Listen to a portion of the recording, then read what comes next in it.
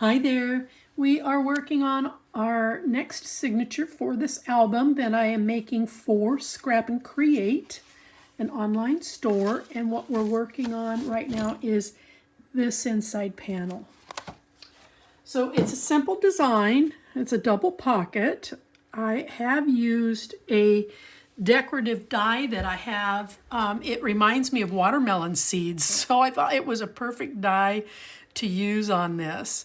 So let's get down to this.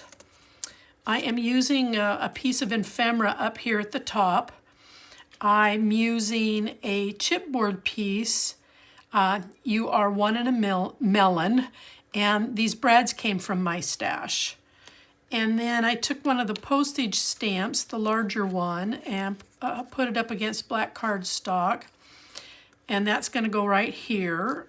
And from my scraps, I use this from what we used to cover the outside of the album. This was a scrap piece, so I simply cut it to fit. And then this strip came out off of one of the 12 by 12 pieces that had the cutout cards on it. So I'm using a strip of that to go right here. So this is how it's going to kind of come together. Now, this piece here measures in at 8 inches by 8 inches. And it's just going to fit right inside that front. Let me put these off to the side.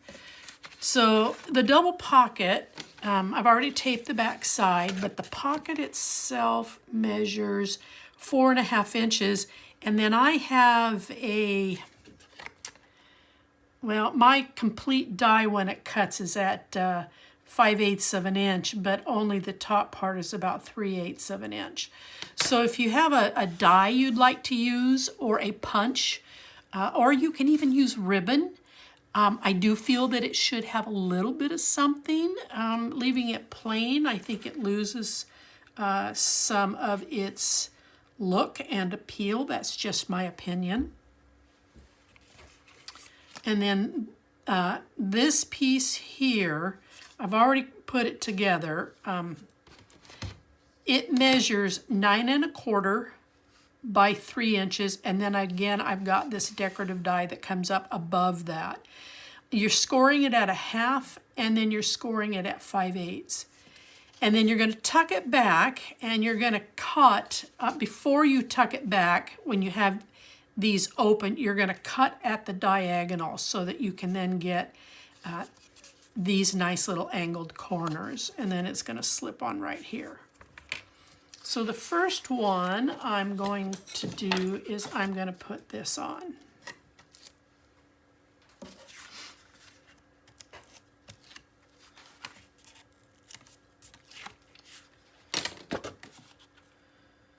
And it's just going to come right down here at the bottom. That gives a nice, deep, full-size pocket that you can put some fairly large items in. And this one, on your score lines, when you fold them back, you're kind of making a bottom pocket out of this, a little bit larger. So you can put some additional items in here. But before I do that, I do want to put this piece on. Now, it's going to come in just about here. This piece ended up measuring right at 2 inches, and I'm coming in under my decorative piece to hide that taped edge, and it should be just below, let me get this in here, it should be just below the watermelon seeds.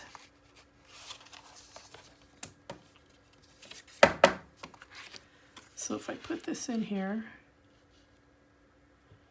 and I put it just like this way you see the paper through the seeds. I don't want to pull it up too much. I want just enough. It doesn't need to be that big of a piece. So I can see right now about where I want it to lay. So I'm going to pull this off. I think I'm going to make a little pencil mark so I don't have to fuss with that when I go to put it back on the paper.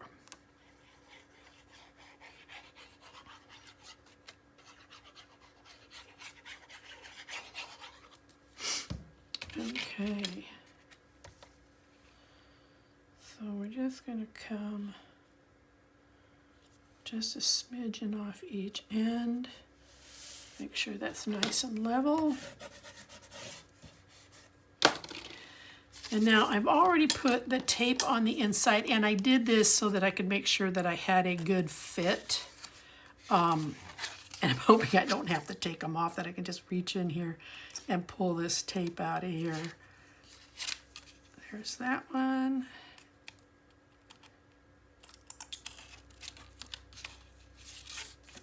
And there's that one. One more to go.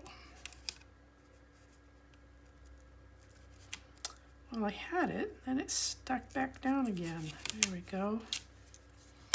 All right, now I'm going to put this in upside down because I don't want it sticking to the tape yet. And it's already trying to. Come on.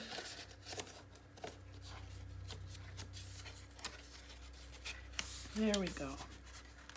And then I'm going to turn it right side up.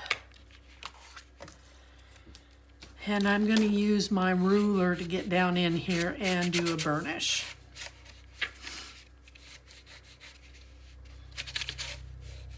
And that's so that the tape is here against this back panel. So that's on. And now we'll put on, I love this black gingham. At least that's what I call it, black checkered, black gingham. I think it's pretty.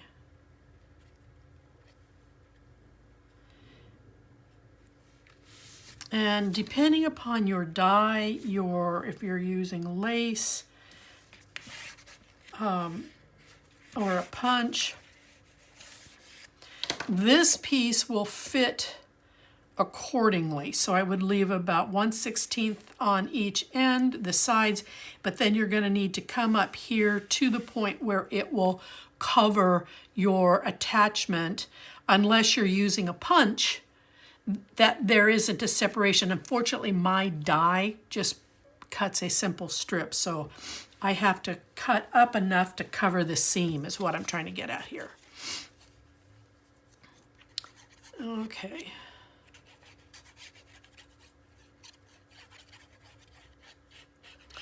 I just love that die. I just thought it would make a great complement to this little album. Oh yeah, got it. I've got it going the right way. Okay, then we're just going to center this. And I'm going to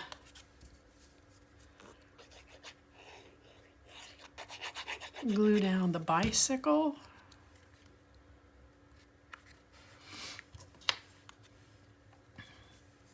And then I'm going to stick some glue down in there so that that doesn't turn.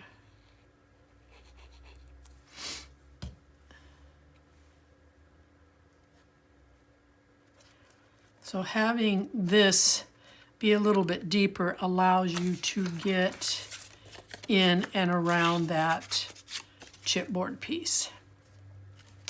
Now, one thing that I did forget to do, the very last element, so if you will bear with me, I want to ink this up a little bit, get rid of all the white edges. I am using Gathered Twigs. It's a light brown.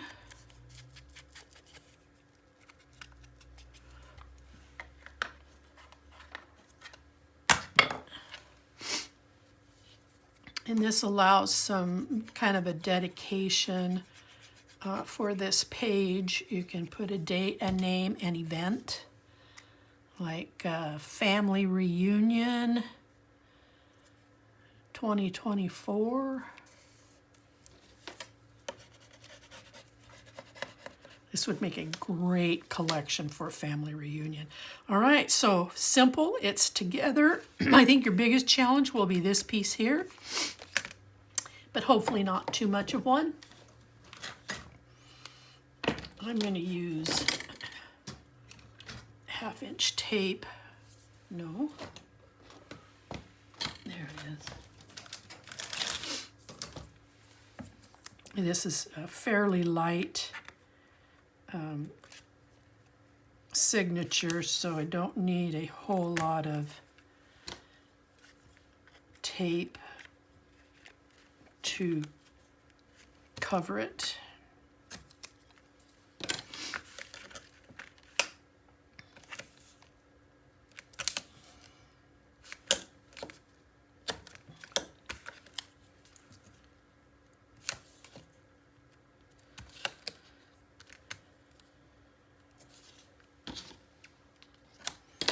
Well, that was the end of that. And I apologize for the crinkle, but I've got to get into a new tape. Scrap and Create provides me with the tape that it takes to make these albums, and I am so grateful for that, along with the paper. SCOR-TAPE is, in my opinion, the best double-sided tape at a very reasonable price for what you get that's out there on the market. Like I said, that's just my opinion. I hope I have a tape attack over here. It's not. Everything is sticking to it. Okay. One there. And we're going to put one there. Give her a good old burnish. I've got some bubbles over here. Get rid of those.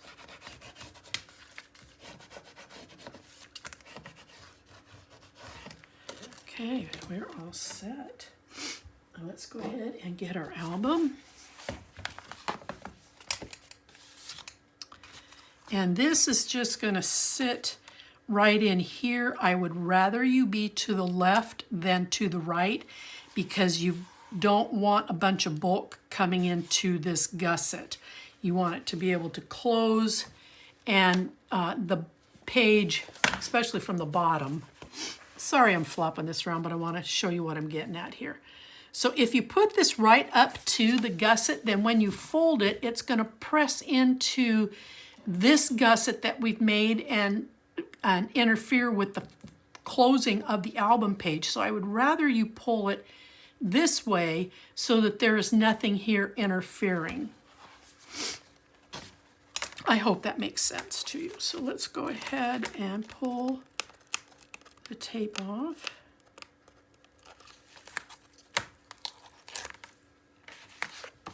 And then I'm gonna come just a little bit to the left of this so I can stay off of this. I'd rather have a little bit of room here than to have the hinge or the gusset encumbered.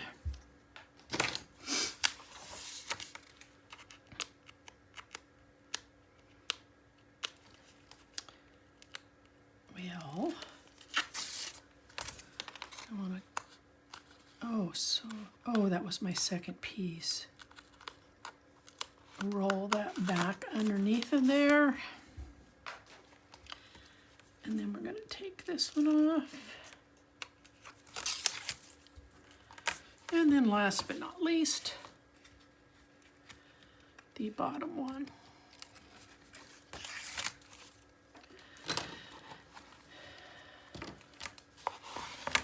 I'm going to give this a good burnish all the way around here, but I'm going to again use my ruler to get down in here and burnish the rest of this and then across the bottom. All right. There we go. Nice and easy. Got lots of room to put in your items. And I look forward to seeing you on the next one. We're going to work on this signature, and we'll also be creating a pocket. See you then.